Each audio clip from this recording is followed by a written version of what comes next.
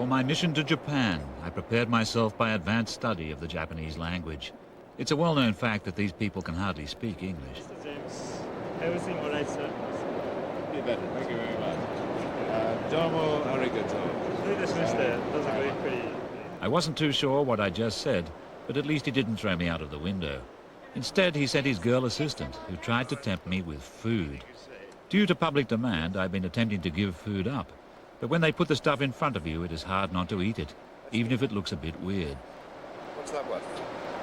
This is brown and asparagus. And here is sea urchin. Sea urchin. Yes. And this is brown and eggs. Yes. What's that one called? It's brown with egg. Enjoy your orders. I'll try. Thank you. Thanks very much. Japanese food might be an acquired taste, but in my experience, there is no taste you can't acquire if you are hungry enough. Out of deference to my problem, they had tried to wrap some of the food so that I couldn't get at it.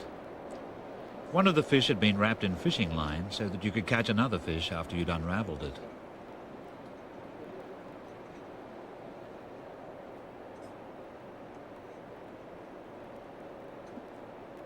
Other passengers tried to conceal their amazement at my skill. Or maybe it wasn't a fish at all.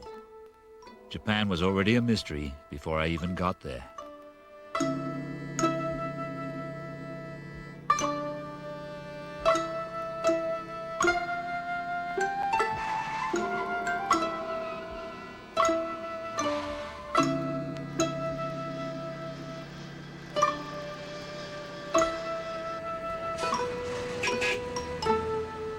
Narita International Airport was ready to receive me. To remind me that this time I was the stranger, there was a warm, friendly sign.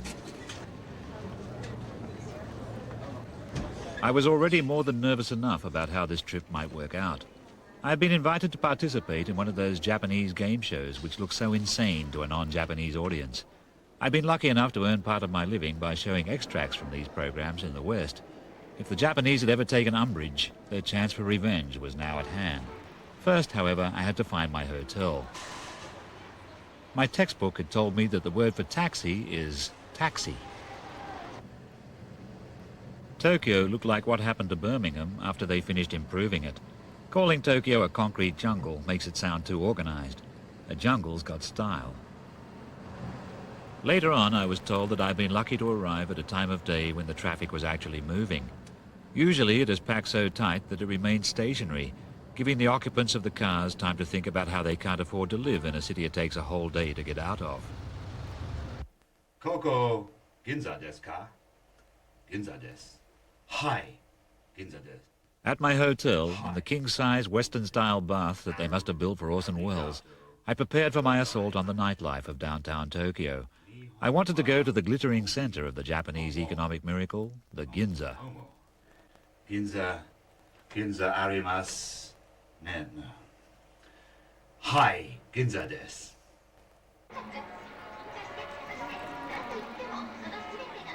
The Ginza isn't just a street, it's a whole shopping district. Fifth Avenue, Knightsbridge, the Rue de la Paix, and Railway Parade, Kogra, all rolled into one.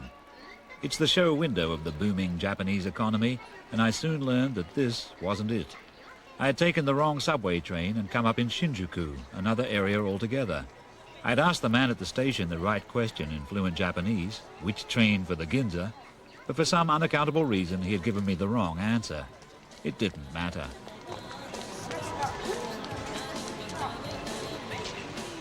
The Japanese language translated into the gas neon and excited by a high voltage makes a stunning spectacle.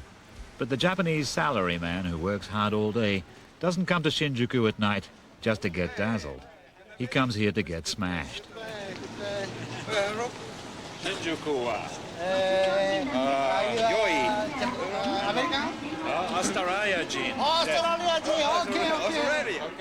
I asked them if they'd been drinking sake and they laughed. Sake is for aliens. What they drink is whiskey. Most of the whiskey in the world is drunk in Japan, quite possibly by these three guys.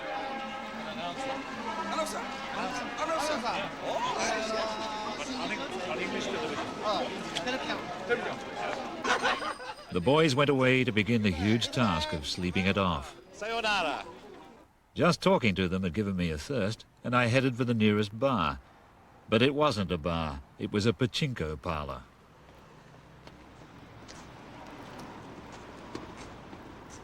Pachinko I had read about. It's a form of pinball which most Japanese play sometimes and some Japanese play always. But I wasn't ready for the noise, like metal rain falling. The noise was made by all the little ball bearings falling through the pins in the machine. There are hundreds of balls in every machine and hundreds of machines in every pachinko parlor, and a pachinko parlor on every block in every town in Japan. So there are billions of little balls falling forever, like a chromium-plated hailstorm that never melts.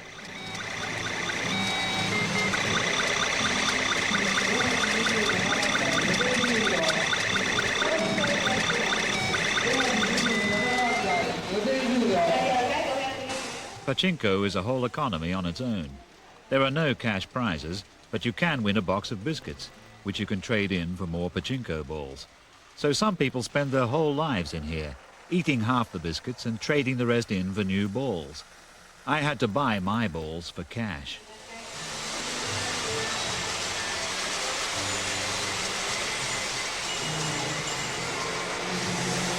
About 1,000 yuan? What do I do?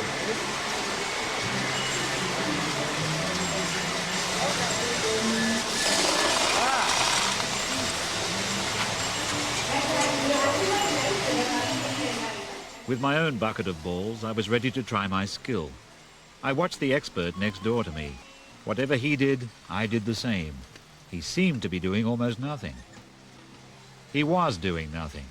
It turned out that there was no skill involved. The balls are fired automatically and all you can do is watch. It made me wonder what the Japanese working day is like, if pachinko is a relief from it. Compared to pachinko, bingo is chess.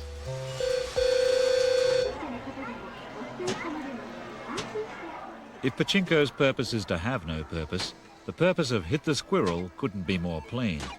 For a man whose aggression is all pent up, here's the way to let it all hang out.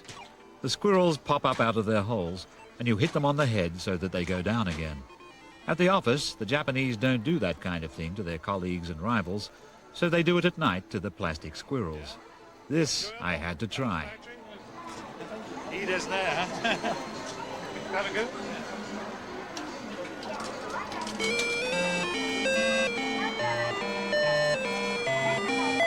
I had feelings about certain television critics that had been bottled up too long. The television critic of the Daily Mail stuck his head up and I hit it. Other critics appeared in rapid succession and I concussed them all. It was a very therapeutic feeling. The Japanese have violent-looking ways of letting off steam, but they also have one of the least violent societies in the world. And that was what was really dazzling about the streets of Tokyo at night. They were clean and safe.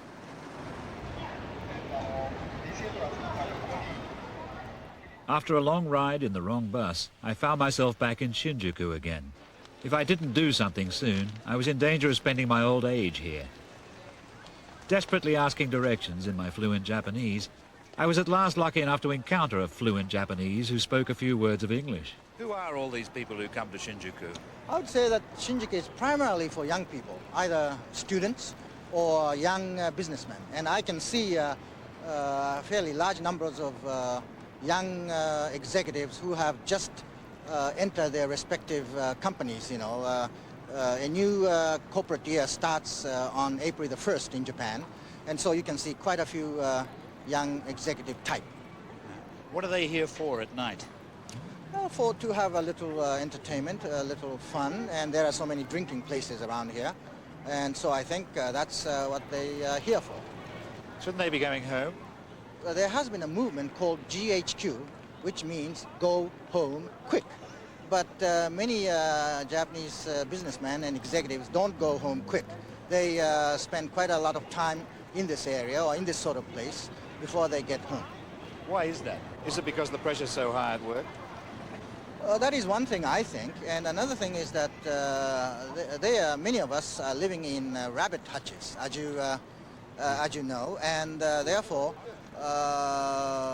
spending time in this sort of environment is a lot more fun than being cooped up in a rabbit hutch. Where are these rabbit hutches? At the edge of town? Most of them are in the suburbs of Tokyo, and it's quite frequent for a young Japanese businessman to spend 1 hour, 1.5 hours one way to commute, as they say it in America. What happens if they miss the last train home? Well, when they miss the train, of course, they'll have to catch a taxi, or if they think that a taxi is too expensive, they'd rather stay in one of those capsule hotels because that would be less expensive. What sort of pressure are they under at work? If the boss says, you've got to stay in Shinjuku and have a drink with me tonight, then you have to do it. Is that right? Yes, that is true. And I think that Japanese wives tend to be very understanding when it comes to the business requirements that their husbands have to meet, even at the expense of their family life.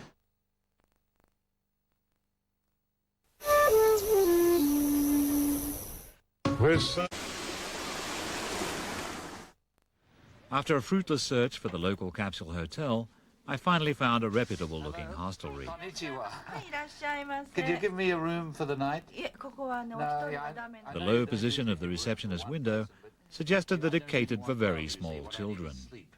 Sleep. Wakarimasu? Sleep. スリープですか Yeah. よろしいんですか Is that enough money? はい。 Oh.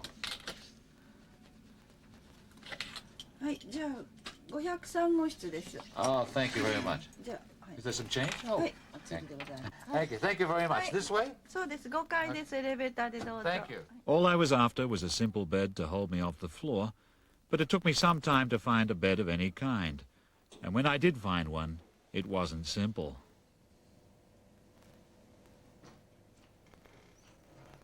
I realized that I had wandered into a love hotel by mistake. I had heard about these places from English businessmen whose eyes took on a wistful glint when they told the tale. Love hotels are where amorous couples, many of them already married, go to get away for a few hours from the inhibiting effect of having nothing except a paper wall between them and the extended ears of their extended families. Unless I was very wrong, the idea of the Mercedes bed was for the entwined lovers to fool around while fantasizing about the fast lane of the Autobahn. The bed felt hard, and I didn't relish the prospect of trying to sleep with one foot in the glove box. The door of the next bedroom was open, so I wandered in. This one looked more promising. The bed was reasonably standard if you could ignore the shell canopy. But before disrobing, I tested the mattress for texture. I felt a bit like an hors d'oeuvre at a cocktail party, but otherwise everything seemed okay, except for the horror film they were screening on television. Then I realized I was being watched by a hidden video camera. Presumably its purpose was to tape whatever happened, so that the lovers could play it back to find out whether they'd been having fun. Maybe I could switch it off and get some innocent sleep. The bed, however, turned out to have opinions of its own on the subject. Gradually it all became clear. The seashell bed was designed to add the surging of the waves to whatever agitation the occupants could generate by themselves. If they got seasick, did they get their money back? Maybe they got it back if they didn't. Giving up on the idea of a night's sleep, I wandered off in search of my original hotel so that I could at least shave and change my shirt before facing a new day.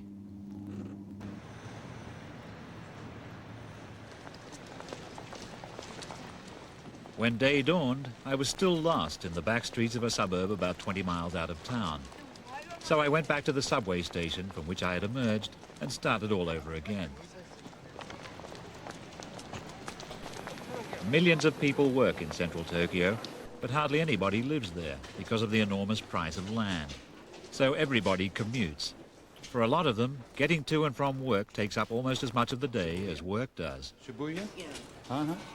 Ah, Oh, I gonna transfer? that's okay. Just 100? No. Ah, thank you. Domo. Domo. Luckily, I had spent so much time getting lost that I was late for the rush hour, so the platform was comparatively empty.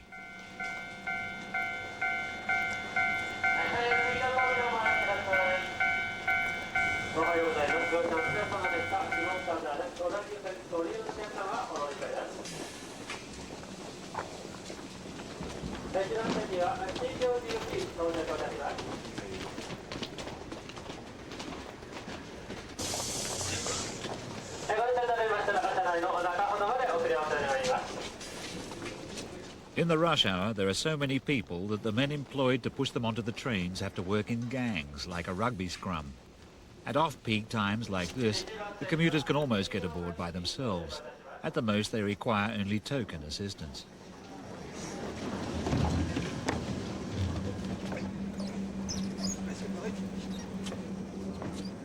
Commuting is part of the Japanese way of life and is done in an orderly manner. They have to be polite to each other because there are so many of them and they are together so long. I was impressed by the discipline. Nobody stepped over the white line. Nobody swore or got cross. When my turn came, I did my best to be as non-aggressive as everyone else.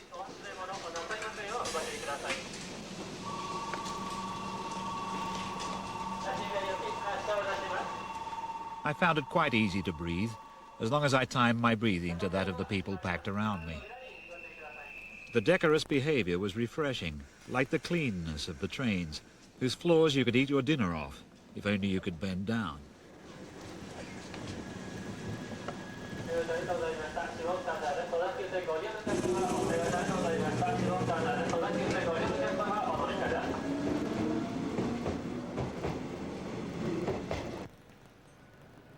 In central Tokyo, most of the commuters were already at work in the office buildings. The buildings didn't look as if they had been built. They looked as if they just happened. And of course, they just had. After the wartime fire raids, there was nothing left upright in the whole enormous metropolitan area, except the chimneys of bathhouses and the small scorched outlines of metal safes standing in a sea of ash. So practically everything I could see had congealed into being since 1945. With the lights turned off, downtown Tokyo looked less brilliant than it had when I was last in it the previous night. And with all the offices full, there were only a few 100,000 people on the streets. I felt very lonely. The awkward thing about Japan is that unless you can actually read Japanese, you can't be precisely sure where you are. All you can be reasonably sure of is that you're in Japan. Any English words you see are mainly for products. It's easier to buy a Dunhill cigarette lighter than to find your way around the block. By now, I was already late for my appointment with the TV company which puts out the game show I have been invited to appear on. I knew the name of the TV company, but if it was written up anywhere, I couldn't recognize it. What I needed was a taxi driver who could understand my Japanese. Failing that, a taxi driver who could understand my English would be even better.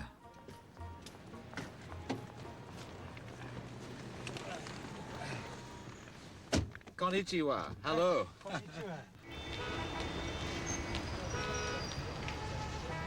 Do you work very hard? Work for a long day? Yes, 18 hours in a day. 18 hours a day? A day. I begin to work at 8 o'clock a.m. and over at 2 o'clock a.m. Are you married? Yes, of course. Yes? Of course.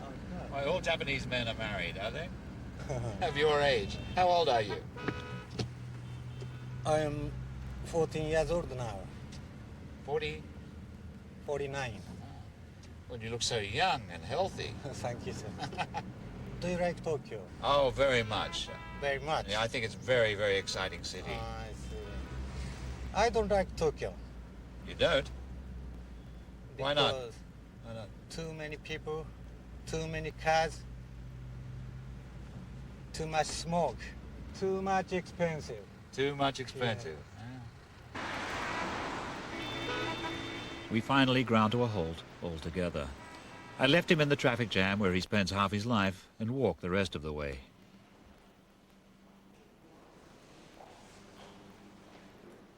The TV company had a very highly polished receptionist.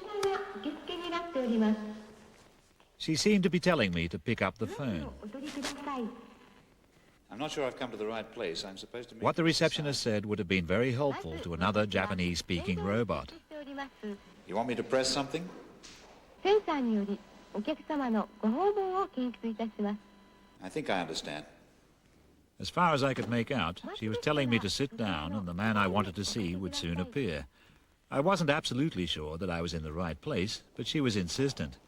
I'd always prided myself on being the kind of man who doesn't mind being told what to do by women. It was only a short step to not minding being told what to do by a robot woman.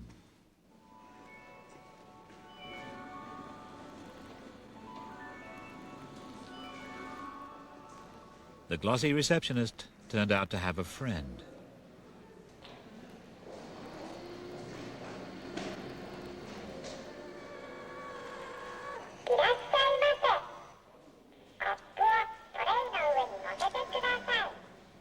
This TV company was even more technologically advanced than I'd imagined.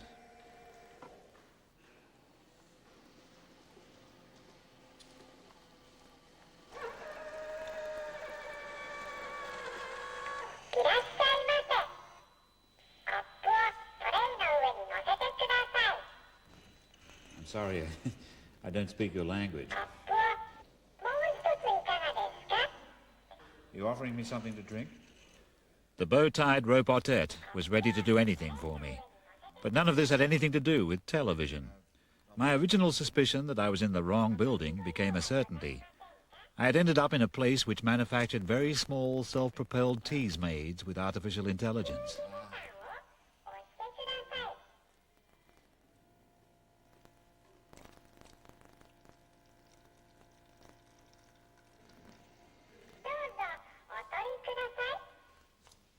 Want me to drink it?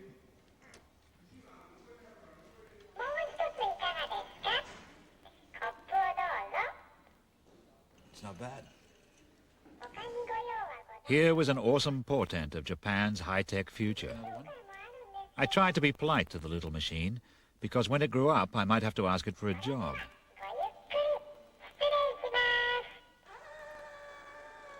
I had lost face, but at least the machines didn't know that. Or if they did, they weren't saying.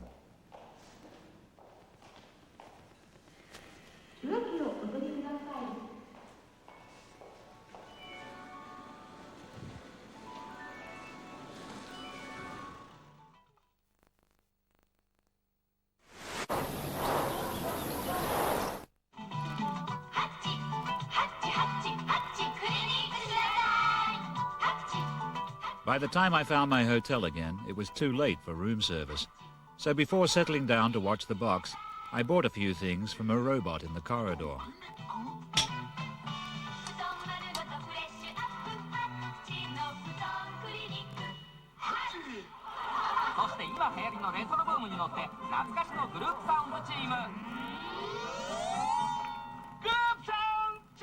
On television, they were screening the very game show I had come to Japan to participate in, or be a victim of.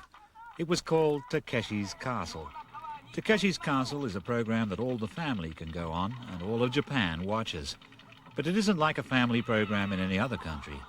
On American game shows, they scream and shout, but there isn't any danger, because there are too many lawyers waiting to sue on behalf of injured participants. In Japan, there are almost no lawyers. Doing my best to stay calm about tomorrow, I learned useful Japanese phrases like "I surrender" and "let me out of here," until I was overtaken by a fitful sleep.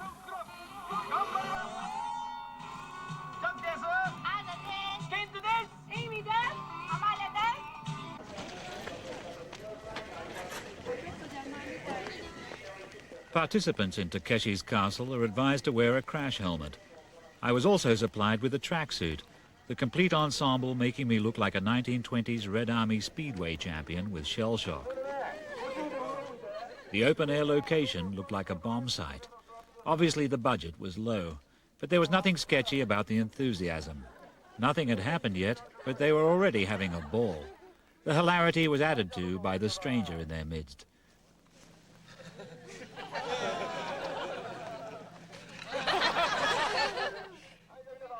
Either they thought I looked funny, or they thought that what was about to happen to me was funny, or both. After we'd all been given our initial instructions, we were marched off to begin the show. I hadn't understood the instructions, so I did what everybody else did.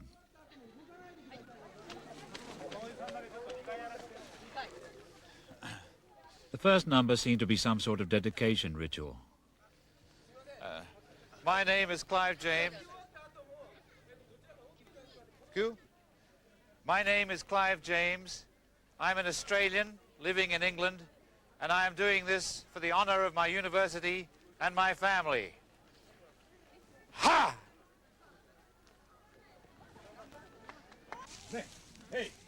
Then we met the Master of Ceremonies.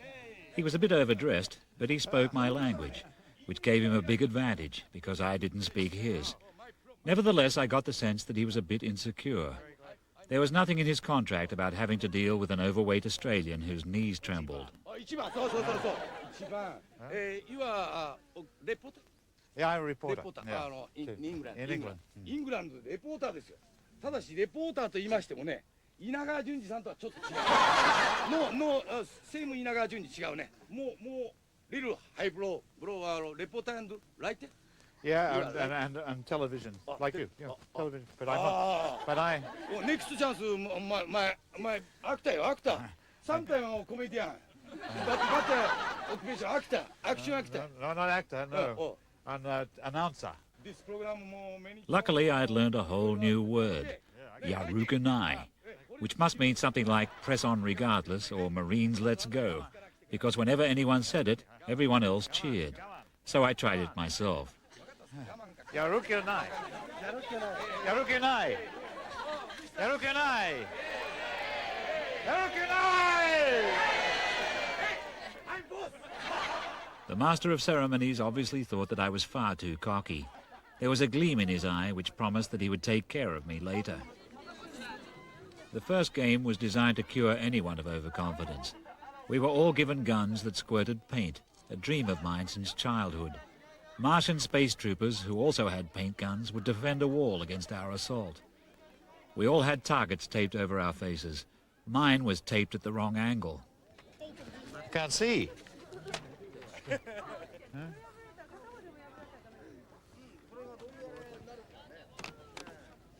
I can't see. Nobody waited for me to fix my target. The whistle blew and the attack was on.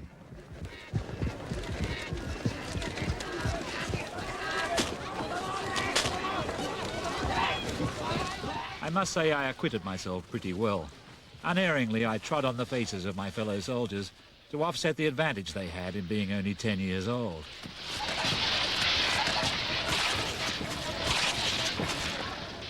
With the relief of someone finally owning up to his true nature, I realized that I'd always wanted to fire paint guns at people.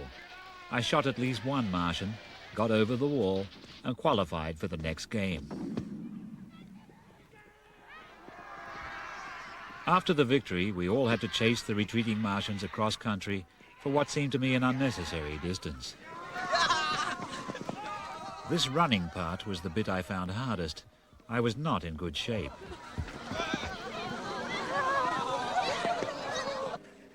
When my turn came to walk across the swinging bridge, I was not given the chance to study how anybody else did this.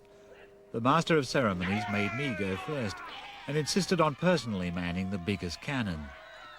He showed a strange enthusiasm when firing cannonballs at me. There was nothing below me except a rough rope net, presumably designed to catch the cannonballs that missed, or the people that they hit. I got style points for falling well and was allowed to proceed to the next game. I proceeded a bit more slowly than anybody else, owing to a certain fatigue. The rules of the game were simple, if frightening. Over the other side of the hill was Takeshi's castle. The castle, it was explained, was a maze with a moat on the outside and 3 monsters on the inside. The idea was to dodge the monsters and find a dry way out. If the monsters caught you, you got wet. Once again, the Master of Ceremonies insisted that I go first, but I was confident that I had the game sussed. The monsters were just ham actors, and the way through the maze was a simple problem to my highly trained mathematical mind.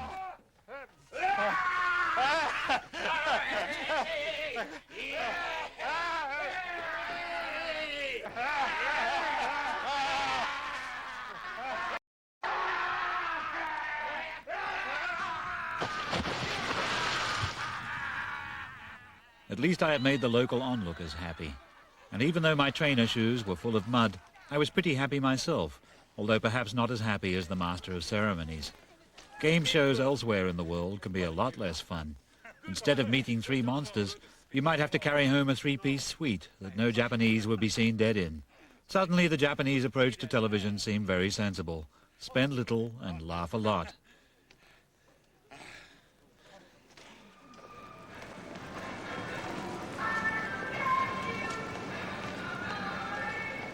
Continuing to spend as little as they could, they checked me into the cheapest hotel in town. It was a capsule hotel, a special facility for Japanese male office workers who get too well oiled at night to catch the last train home. Obviously, I was the first customer of the evening. Later on, after a heavy night on the whiskey, the salarymen would be reeling in here by the thousand, crashed out of their skulls. But for now, I was the only person in sight who wasn't a member of staff. Okay.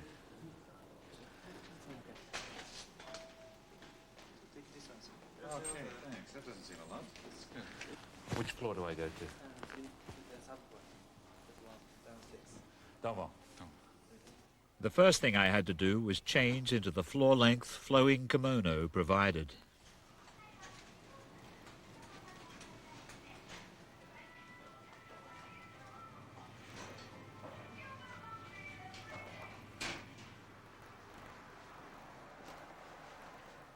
Every night of the week, the capsule hotels are like beehives, except that there is no queen bee, just thousands of worker bees in their cells. The only bee in an empty hive, I was looking for my cell. I had its number on my wrist, but finding it wasn't easy. Feeling self-conscious in the allegedly ankle-length dressing gown supplied by the firm, I wandered endless deserted corridors. The capsules were 2 deep on each side of every corridor, and there were any number of floors stacked one above the other. Each cell was entirely self-sufficient. Once you had changed clothes, everything you needed for a night's sleep was there in the capsule. The only reason to come out was to go to the communal bathroom. At last I found my allotted cell, but I wasn't sure that there was going to be room for me inside it. The pinkish decor of that gleaming cavity looked like a gum ready to receive an implanted tooth. I felt like a loose molar about to be locked up. After a sleepless night the day before, I was too tired not to conk out this time, although once I found out how to turn the television on, I had a great deal of trouble turning it off again. If anybody else checked in, I didn't hear them. On the way out next morning, I could see why some of the salarymen hardly get home at all. Everything they could ever need was here. You could buy a fresh shirt and tie, and nobody at the office would know that you had just slept off an unwisely spent evening. You could shine your shoes ready to meet the boss, who might have spent the night in one of these places too, because the chances were that he wouldn't live in the city either. By our standards, the Japanese standard of living is still low, except, the Japanese might say, in the things that matter.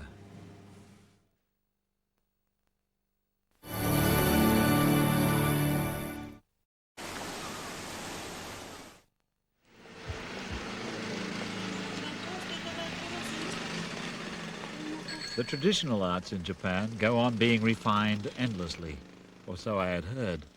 I visited a geisha house to find out for sure. The lady in charge had certainly perfected the art of bowing. She practically bowed me into the ground. Thank you. The sign said, "Dancing demonstration today, box lunches available." The geishas were giving a preview of their annual show. They were dancing a whole new set of specially choreographed numbers that were just the same as last year, and indeed the last century. Apparently the girls are never called geishas anymore. They're now called geikos, A trainee geiko is called a maiko. Anything but a geisha, a word which gives Westerners the wrong idea, having become associated with prostitution. The geikos and maikos are definitely not hookers. They provide a far wider range of relaxation than that. Their aim is to appeal to the whole of the male soul, to relax a man, to revive his spirits, and make him glad to be alive again. If they ever wanted to try that on me, I was willing to make the sacrifice.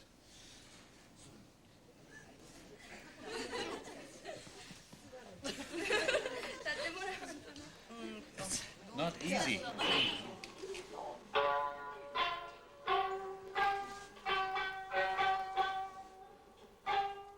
The girls were in their traditional dress.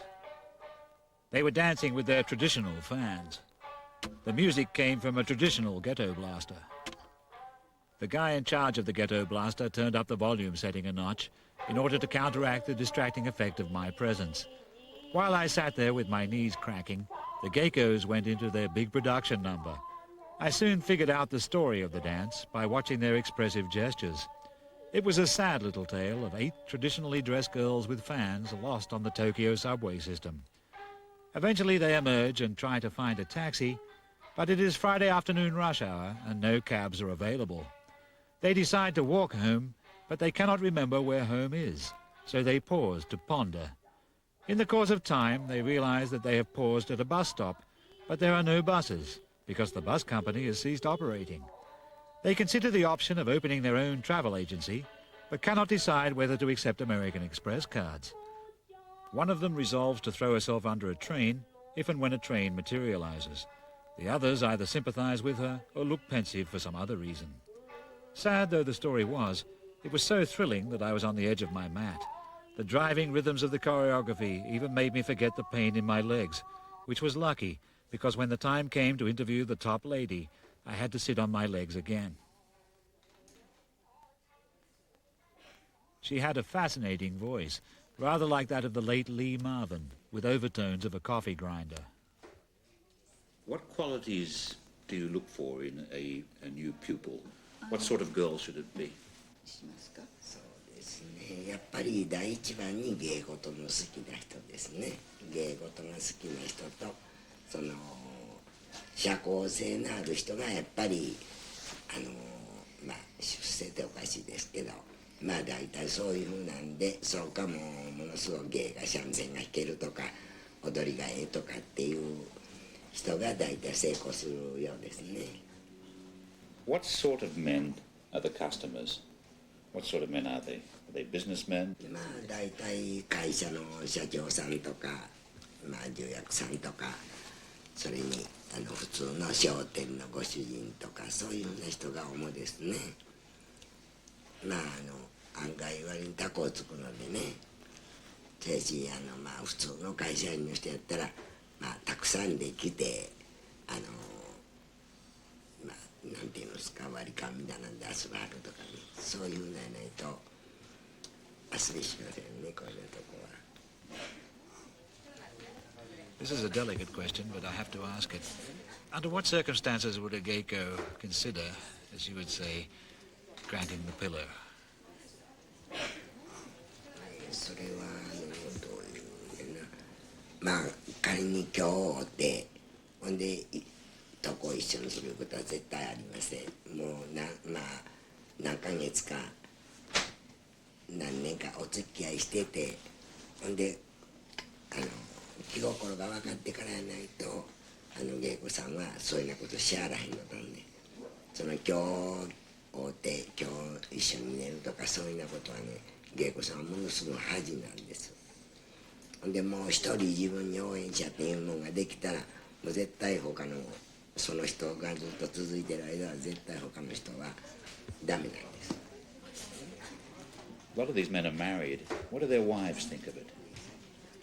ね、奥さんとご一緒に見える方もありますし、それでなんていうんですか、まあ請求書預かった請求書をお宅へ送ると奥さんがお勘定を払ってくれはるお宅もありますし、大体まあそういうふうなご商売人さんの奥さんっていうのはね、芸妓さんっていうのはそんな誰とでも一緒にねはるのと違うしっていうのでかえってそういうの他のねキャバレーとかバーとかのと違ってお茶屋っていうもんを信用してはるので割合にトラブルはありません。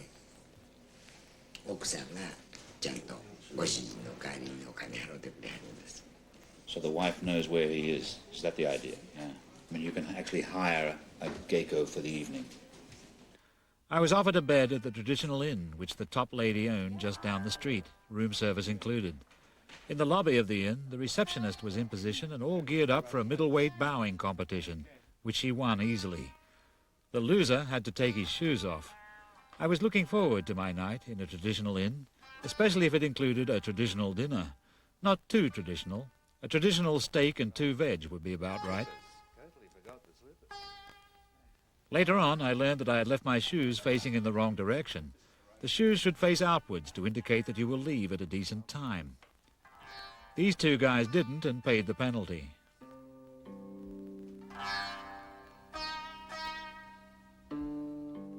Discretion also reigned in the dining room. I was given a preliminary bottle of sake and left discreetly alone.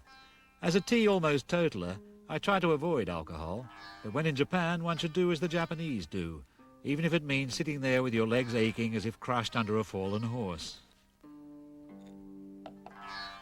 For a while I wondered if this was all dinner was going to be, but then came a pleasant surprise. The built-in cupboard turned out to contain 3 maikos, whose assignment was to entertain me. Feeling a little... Hello. Pardon me for not speaking very much Japanese. Australia Jin.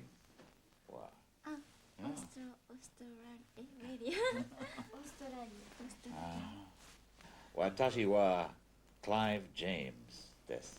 Clive James. James Dean. No, not James Dean. Clive James. Anata wa? Chio. Anata wa? Satu Madi. Satu Madi. Anata wa? Fukumomodos. Fukumomodos. Yeah. Momo means peach. Ah, Pete. Happy peach. Happy Pete. Happy Pete. Pete is happy. Pete is very lucky. Will there be any music? Oh, yes. Yeah? So we learning Japanese instrument, shamisen, or drums, Japanese drums, tsuzumi. Or, You're a drummer as well as a Japanese flute. flute. The girls announced the floor show, which duly arrived in the shape of their boss, billed as a renowned expert on the samisen, the eastern cousin of the one-string cigar box hillbilly guitar. No ghetto blaster this time. This would be live music. Yes. Good evening. The girls discreetly advised me that the boss was about to sing a solo. My empty stomach was singing a solo of its own by now. I hadn't expected the pre-dinner entertainment to take the whole night. Nevertheless, I waited for the senior lady's contribution with high expectations.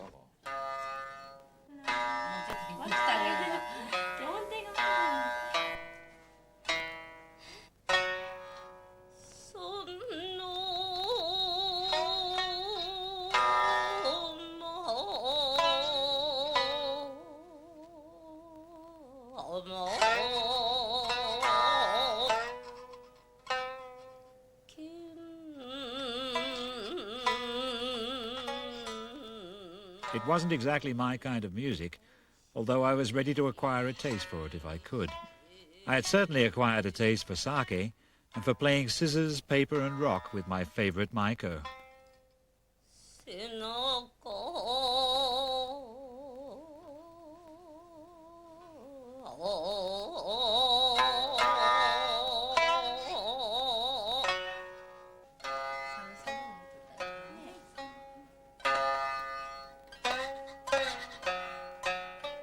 In the course of time and several further bottles of sake, the solo number evolved into a sing-song.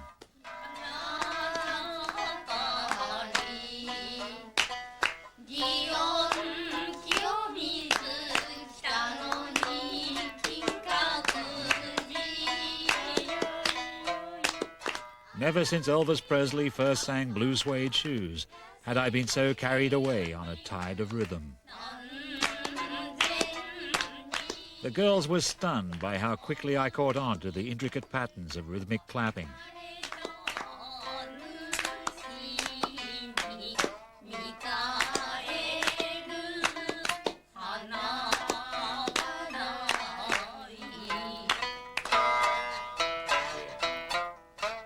It was all great fun, but no sexier than a Girl Guide's campfire.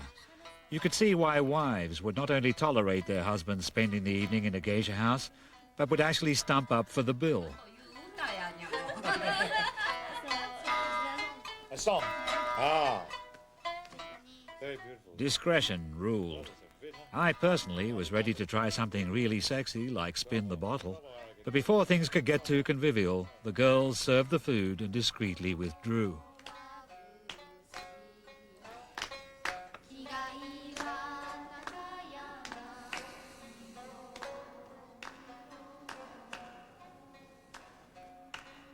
I woke up from a short doze to find myself alone, and you can't get more discreet than that.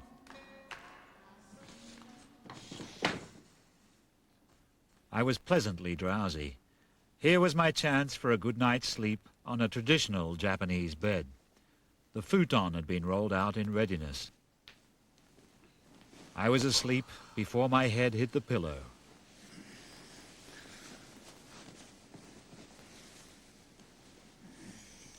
And I was awake just after it hit the pillow. The pillow felt as if it was full of buckshot. The futon transmitted the hardness of the floor undiminished to the spine. At long last I realized how that cab driver and all the millions of his fellow workers managed to put in an 18-hour day. They do it because they can't get to sleep. Japan had unfolded to me another of its mysteries. There would be more to come.